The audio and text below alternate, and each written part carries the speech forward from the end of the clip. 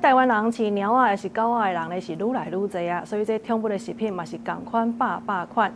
也毋过呢，高雄市动保处来抽检这市面上100件的产品，所发现这当中有8件拢无合格。这当中违规上介济，就是含这重金属，已经是罚到40万啊。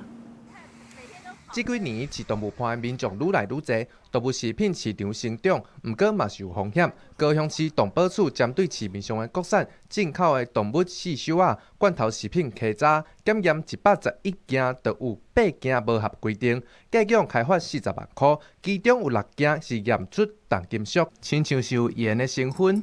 动保处嘛已经要求业者落价回收。共抽验111件产品，部分产品不合规定，已依法办理。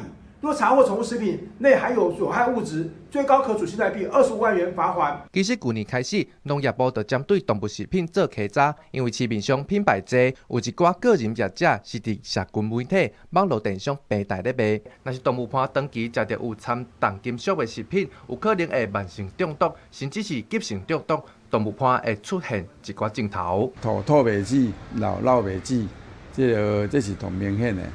啊，食到。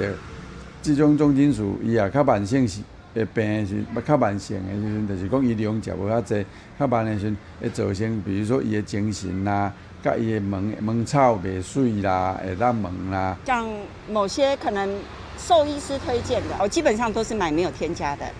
对，像可能冻干或者是鸡肉原片的那个烘干呐。民众嘛表示，选择动物饲料会经较大的牌子。